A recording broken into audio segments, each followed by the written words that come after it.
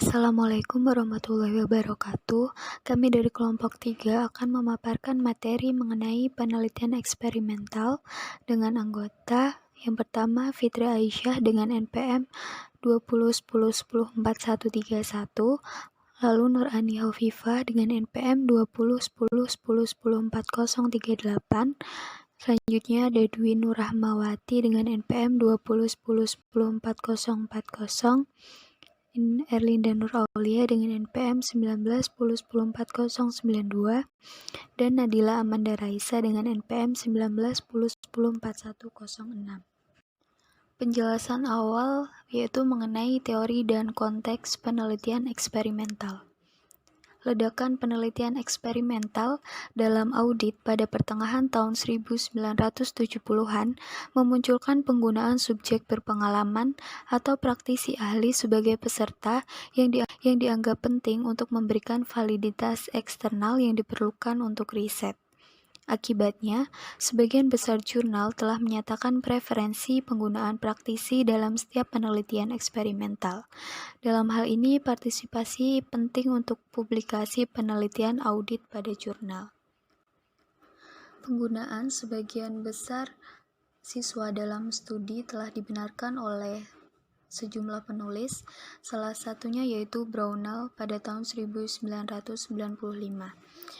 Ia menunjukkan bahwa dugaan kekurangan menggunakan siswa dalam eksperimen berbasis laboratorium dilebih-lebihkan. Brownell menyamakan situasi dengan non-respon dalam pekerjaan survei yang perlu menunjukkan bahwa perbedaan sistematis memang ada dan perbedaan tersebut penting sebelum kita mengesampingkan penggunaan penggantian siswa. Yang berikutnya yaitu peran teori dalam pengaturan penilaian nyata. Untuk mengambil keuntungan dari kekuatan potensial pengaturan eksperimental dalam menguji hubungan sebab akibat, kerangka teoritis yang dikembangkan dengan baik sangat penting. Setelah kerangka teoritis ditetapkan, peneliti dapat memutuskan variabel mana yang harus dimanipulasi dan diukur dan mana yang harus dikendalikan. Penelitian eksperimental awal dalam akuntansi sangat dikritik karena pendekatan ateoritisnya. Namun baru-baru ini kita dapat melihat penerapan teori psikologis untuk penelitian pengambilan keputusan, misalnya oleh Dembski dan Feltham. Dalam teori ini berbasis ekonomi telah berkembang untuk menjelaskan pengaturan eksperimental dalam akuntansi manajemen. Berikutnya, materi mengenai penanaman penilaian dalam konteks tugas tertentu. Pertanyaan tentang konteks merupakan ancaman yang berpotensi besar terhadap validitas eksternal penilaian dalam tugas-tugas eksperimental. Eksperimental yang dirancang dengan baik harus mencoba untuk mengatasi masing-masing masalah, meskipun demikian tetap sulit untuk mengontrol semua variabel asing potensial dengan kepastian keberhasilan 100% dalam percobaannya. Perhatian besar harus diberikan dalam menyusun literatur temuan komparatif untuk mendukung arah penelitian, terutama temuan yang tidak konsisten atau kontradiktif yang mungkin disebabkan oleh konteks penelitian yang berbeda dengan variabel kunci yang dipermasalahkan. Selanjutnya mengenai peran insentif bagi peserta. Terdapat satu masalah konseptual yang menjadi perhatian khusus dan telah mengangkat sejumlah masalah terkait, yaitu ketersediaan insentif untuk memotivasi peserta dalam mengeluarkan upaya kinerja tugas dapat menciptakan daripada memecahkan masalah. Libby dan Leib pada tahun 1992 memberikan contoh menarik tentang hal ini, di mana mereka menyarankan bahwa kebisingan konseptual yang diperkenalkan oleh skema insentif dipengaruhi oleh faktor-faktor yang tidak terukur. Dalam hal ini perlu memeriksa teori insentif dan cara mereka mempengaruhi individu dengan karakteristik pribadi yang berbeda sebelum kemudian mengukur efeknya. Kemudian, Libby dan Love pada tahun 1993 menyarankan bahwa setiap upaya ekstra yang disebabkan oleh insentif mungkin terkait dengan karakteristik, kemampuan, dan pengetahuan para peserta. Persyaratan etis dapat memaksakan kendala lebih lanjut bahwa sementara insentif untuk berpartisipasi mungkin dapat diterima. Insentif terkait kinerja mungkin tidak diizinkan oleh dasar keadilan.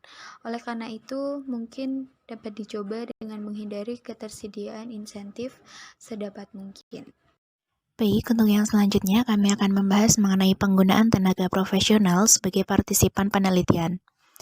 Beberapa jurnal dan beberapa pengaturan eksperimental menuntut penggunaan peserta profesional yang terampil. Hal ini menjadi semakin sulit, bahkan di luar jurnal papan atas, untuk mempublikasikan penelitian eksperimental sepenuhnya. Hal ini terutama berlaku untuk audien sarjana. Audien lain seperti siswa mungkin masih dapat diterima untuk pelaksanaan studi percontohan. Akan tetapi, mata pelajaran praktisi atau profesional akan diperlukan untuk studi utamanya. Yang selanjutnya adalah mengenai penggunaan penipuan untuk membuat pengaturan penelitian yang sesuai. Fakta bahwa subjek ditempatkan dalam pengaturan laboratorium dapat menciptakan efek yang menghasilkan hasil yang tidak akan muncul di luar pengaturan eksperimental. Hal ini dapat terjadi karena berbagai alasan, termasuk subjek dapat mengadopsi sikap di mana mereka mencoba untuk menyenangkan peneliti. Weber dan Koch pada tahun 1972 dan Stepanski et al. Pada tahun 1992 melaporkan situasi di mana peserta dalam eksperimen ingin membantu eksperimen dengan mencoba untuk memberikan apa yang diharapkan dari mereka. Dalam keadaan seperti itu, mungkin perlu untuk menipu subjek mengenai tujuan percobaan sehingga mereka tidak mengetahui hasil prediksi dari suatu penelitian untuk memberikan hasil yang lebih valid.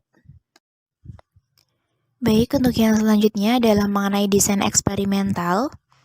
Trotman 1996 mengikuti Campbell dan Stanley 1963 dan Libby 1981 menyarankan sejumlah alternatif sederhana. Untuk yang pertama ada desain grup kontrol hanya pasca tes. Subjek secara acak ditugaskan untuk perawatan, yaitu untuk berbagai tingkat variabel independen atau penjelas. Untuk dua tingkat variabel independen, X1 dan X2, salah satunya mungkin kelompok kontrol tanpa pengobatan. Hasil ini diukur setelah masing-masing subjek menerima perawatan. Bentuk dasar dari desain ini dapat dengan mudah diperluas untuk mencakup banyak tingkat perawatan lainnya. Kemudian yang kedua ada desain kelompok kontrol prates atau pasca tes. Subjek diukur untuk melihat bagaimana mereka bereaksi terhadap perawatan berturut-turut. Tetapi kali ini desain eksperimental sebelum dan sesudah digunakan yang memungkinkan desain penelitian untuk mengontrol perbedaan individu. Meskipun keuntungan dari kontrol perbedaan individu, penggunaan berulang dari individu yang sama untuk perawatan berturut-turut juga menyebabkan masalah potensial. Kemudian yang ketiga ada desain faktorial antar mata pelajaran.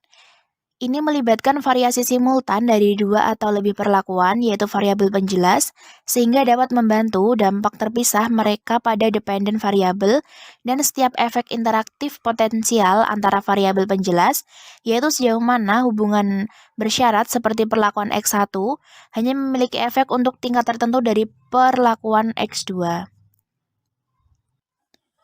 Trautmann 1996 mengidentifikasi sejumlah keuntungan yang berbeda untuk menggunakan desain faktorial jenis ini. Yang pertama ada efek interaksi dapat dievaluasi.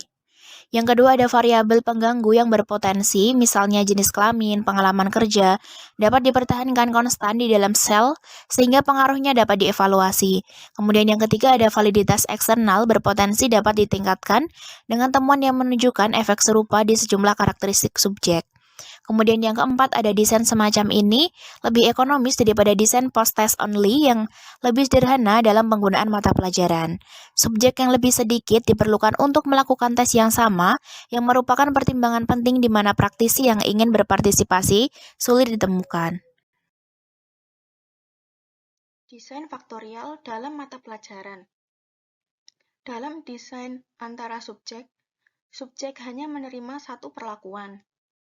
Dan dalam desain dalam subjek, setiap subjek menerima semua perlakuan berturut-turut. Desain ini sering disebut dengan desain tindakan berulang. Desain ini memiliki keuntungan: 1. Membutuhkan lebih sedikit mata pelajaran. 2. Kekuatan statistik dari hasil berpotensi lebih besar karena kontrol yang secara implisit diperkenalkan untuk karakteristik individu. Dengan asumsi bahwa karakteristik individu tidak berubah secara signifikan antara perawatan yang berurutan. Dan yang ketiga, berguna untuk memeriksa perbedaan dalam penggunaan informasi dan dampak dari perlakuan yang berbeda dalam lingkungan belajar dan pelatihan. Kerugian yang berpotensi terkait dengan desain penelitian ini yang telah diidentifikasi oleh Brownell pada tahun 1995 dan Trotman pada tahun 1996 adalah: 1. Efek permintaan. Subjek dapat mengumpulkan rincian percobaan, misalnya hipotesis yang diuji atau jumlah perusahaan yang gagal dalam sampel. Sedemikian rupa sehingga perilakunya menjadi berbeda dari yang akan diharapkan dalam kondisi dunia nyata.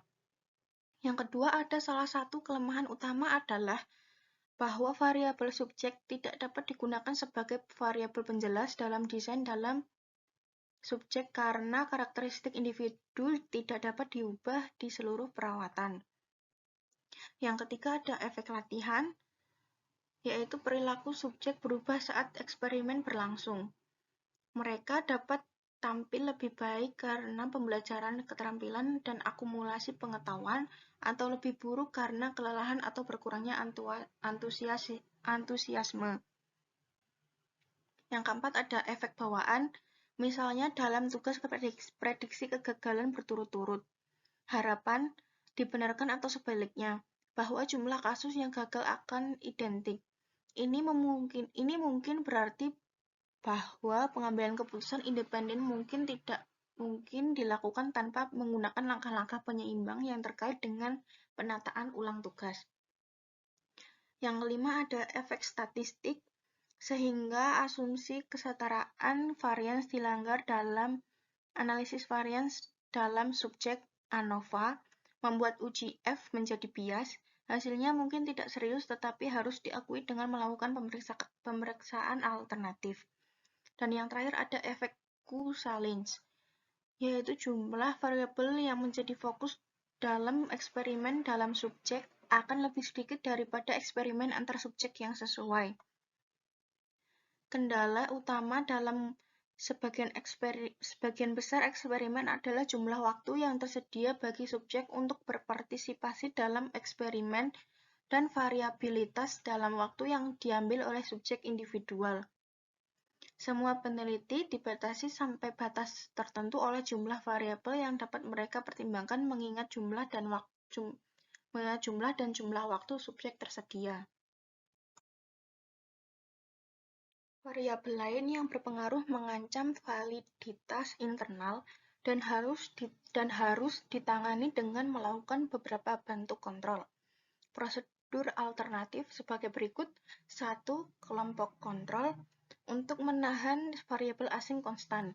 Sebuah lingkungan yang terkendali didirikan oleh peneliti yang hadir selama pelaksanaan percobaan. Berbeda dengan pengaturan non-terkontrol seperti yang digunakan oleh peneliti survei. Yang kedua, ada pengacakan. Distribusi variabel memiliki kemungkinan yang sama di semua variabel independen. Subjek akan ditugaskan secara acak ke masing-masing sel pengobatan. Penugasan acak mengasumsikan bahwa faktor yang sama akan mempengaruhi setiap kelompok perlakuan, dan bahwa masing-masing harus mengandung campuran yang kira-kira sama dari faktor-faktor ini. Semakin besar ukuran sampel, semakin besar juga kemungkinan hal ini terjadi. Yang ketiga, ada memegang konstan. Variabel memiliki nilai yang sama di semua nilai variabel independen. Yang keempat, ada pencocokan. Distribusi variabel adalah umum di masing-masing variabel independen. Yang kelima, ada penyeimbangan.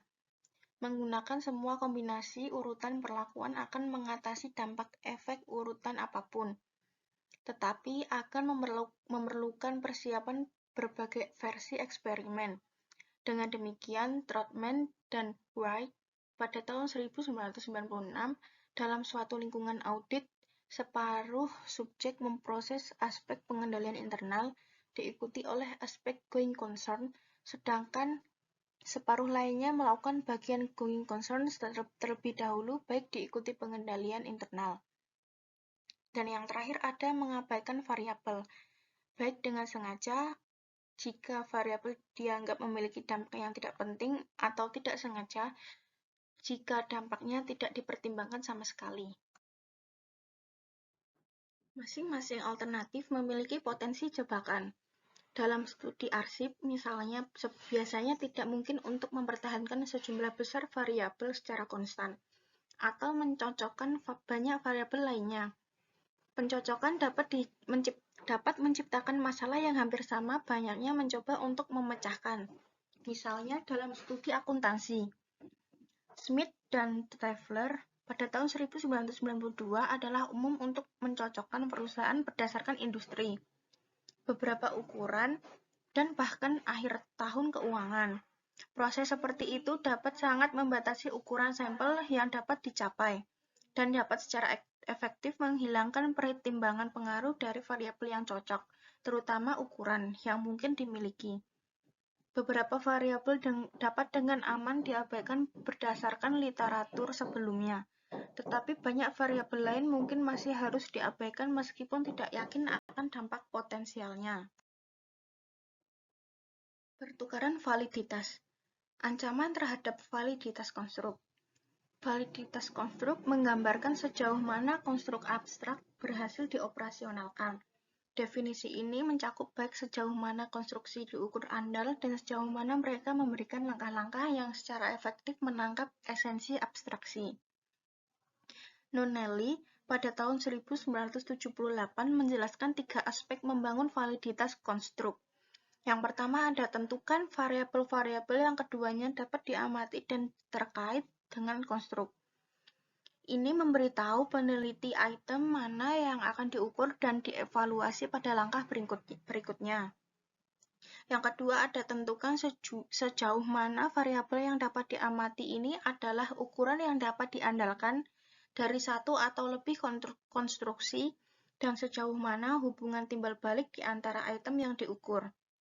Dan yang terakhir ada tentukan sejauh mana ukuran konstruksi yang digunakan akan menghasilkan hasil yang dapat diprediksi. Instrumen yang digunakan mungkin tidak mengukur konstruksi dengan cara yang dapat diandalkan, tetapi alternatifnya adalah mengembangkan instrumen yang baru dan sama sekali belum teruji. Ancaman terhadap validitas internal. Menurut Koch dan Campbell tahun 1979, ada 10 masalah dalam validitas internal. Yang pertama adalah pematangan. Pematangan ini menyangkut dampak apapun yang terkait dengan berlalunya waktu, dan akan berhubungan dengan perubahan subjek antara eksperimen berturut-turut atau bahkan selama eksperimen tunggal atau wawancara. Yang kedua, sejarah. Sejarah ini mirip dengan pematangan, tetapi lebih peduli dengan perubahan lingkungan yang mungkin berdampak pada penelitian daripada dengan perubahan dalam subjek. Perubahan lingkungan ini akan berdampak signifikan pada studi longitudinal dan studi di mana pengumpulan data dilakukan dalam jangka waktu yang lama. Yang ketiga, pengujian. Hasil dari serangkaian tes mungkin sebagian disebabkan oleh hasil tes sebelumnya. Oleh karena itu, efek dari tindakan berulang dapat meluas dalam waktu yang lama. Yang keempat, kematian subjek. Subjek mungkin mati atau lebih mungkin tidak hadir di tengah jalan melalui serangkaian eksperimen atau wawancara. Hal ini akan menyebabkan hilangnya data, tetapi yang lebih serius, ketidakhadiran mungkin bergantung pada faktor-faktor sistematik. Subjek yang paling tidak termotivasi dapat keluar dari eksperimen sehingga kita dibiarkan dengan kelompok yang tidak representatif. Yang kelima, mortalitas eksperimen. Perjalanan waktu dapat memiliki banyak efek pada perusahaan subjek. Misalnya, perusahaan mungkin telah tumbuh, bergabung, atau beralih dari status publik ke swasta. Bias kelangsungan hidup dapat muncul karena perusahaan yang gagal telah dihilangkan dari analisis semua perusahaan karena informasi yang tidak tersedia. Yang keenam, peralatan.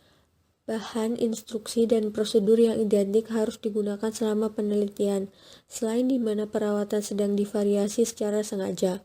Jika suatu instrumen menghasilkan ukuran yang berbeda dari hal yang sama di bawah kondisi yang berbeda, maka ini menunjukkan bahwa masalah konseptual yang terkait dengan instrumen dan administrasinya telah mengancam validitas internal. Ketujuh, pilihan. Subjek harus diolah secara acak ke sel atau kelompok untuk tujuan perbandingan, tetapi ini mungkin tidak mungkin dicapai dalam praktik atau tidak cukup untuk mengontrol semua variasi dalam sampel. Yang kedelapan, regresi statistik. Akan ada kecenderungan statistik untuk hasil berturut-turut dari individu untuk mundur menuju min. Ini harus tercermin dalam interpretasi pola hasil yang berurutan dari waktu ke waktu. Jadi, ketika subjek menghasilkan skor yang sangat tinggi atau sangat rendah dalam suatu tes, mereka cenderung tidak melakukan hal yang sama pada tes berikutnya. Mereka lebih mungkin untuk mundur menuju min. 9. Imitasi perawatan. Imitasi perawatan adalah di mana subjek dapat berkomunikasi satu sama lain. Ada kemungkinan bahwa tidak akan mencapai respon independen. Hal ini dapat diatasi dalam pengaturan eksperimental dengan meminta subjek untuk tidak berkolaborasi atau dengan memanipulasi perintah instrumentasi untuk menghalangi perbandingan yang berguna atau dengan menyediakan proses pengisi untuk menempati subjek yang berpotensi mengganggu. 10. Demoralisasi penuh kebencian. Perlakuan yang berbeda dapat menyebabkan tingkat motivasi yang berbeda di antara subjek, dengan dampak konsekuensi pada hasil. Misalnya, subjek yang menerima umpan balik pada suatu eksperimen mungkin lebih termotivasi untuk eksperimen berikutnya daripada mereka yang tidak. Ancaman terhadap validitas eksternal. Christensen tahun 1994 menetapkan 3 bentuk perhatian validitas eksternal.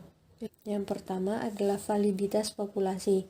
Temuan penelitian harus dapat digeneralisasi pada orang lain, perusahaan, negara, dan atau budaya sebagaimana mestinya. Tapi banyak sampel penelitian yang tidak representatif, seringkali karena masalah akses dalam pengaturan studi lapangan, yang membuat perluasan temuan masalah. Trotman tahun 1996 menunjukkan bahwa variabilitas kasus merupakan ancaman validitas eksternal yang signifikan, terutama jika jumlah kasus ekstrim yang digunakan dalam percobaan berbeda dengan yang dihadapi dalam praktek. Yang kedua, validitas ekologi.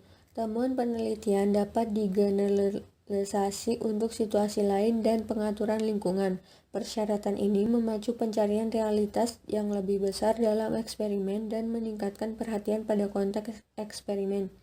Keterbatasan data sering memberikan kendala dalam penelitian eksperimental karena desain disertai dengan penghapusan kekayaan data. Persyaratan analitis juga mengharuskan penggunaan metode kategorisasi data untuk menggunakan tingkat perlakuan sederhana dari variabel ordinal untuk menonjolkan variasi yang diamati dalam jenis ANOVA. Yang ketiga, validitas sementara. Temuan penelitian dapat digeneralisasi sepanjang waktu. Selanjutnya, menurut Brownell tahun 1995 pada halaman 13, 3 ancaman validitas eksternal yaitu: yang pertama, interaksi pengobatan atau seleksi. Manajer organisasi biasanya memiliki anggota staf yang akan berpartisipasi dalam penelitian. Mereka biasanya akan menjadi pemain yang lebih baik dan mereka akan selalu menjadi mereka yang memiliki waktu luang. Yang kedua, interaksi pengobatan atau pengaturan. Tanpa replikasi yang juga tidak mungkin dicapai, kita tidak dapat menggeneralisasi temuan dari sekelompok tertentu dalam suatu organisasi kepada orang lain di tingkat yang berbeda atau di lokasi lain atau organisasi yang berbeda. Dan yang ketiga, interaksi pengobatan atau pengobatan. Perawatan sebelumnya tampaknya berdampak pada yang berikutnya dalam desain eksperimental dalam subjek. Mungkin ada hubungan bersyarat yang memerlukan desain ulang model penelitian. Penelitian kuasi eksperimental.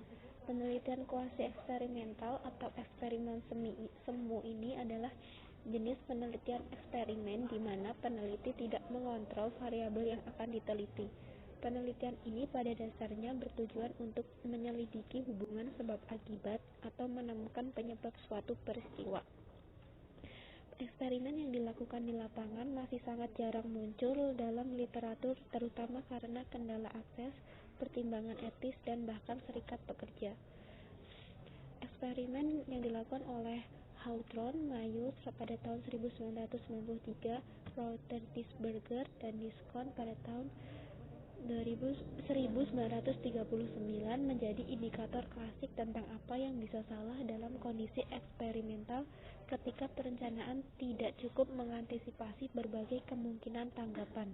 Kemudian penelitian dilakukan pada periode 1927 sampai dengan 1932 di karya Hawthorne, Western Electric di Chicago, dan memeriksa hubungan sebab akibat yang seharusnya antara produktivitas sebagai variabel dependen dan kondisi kerja fisik.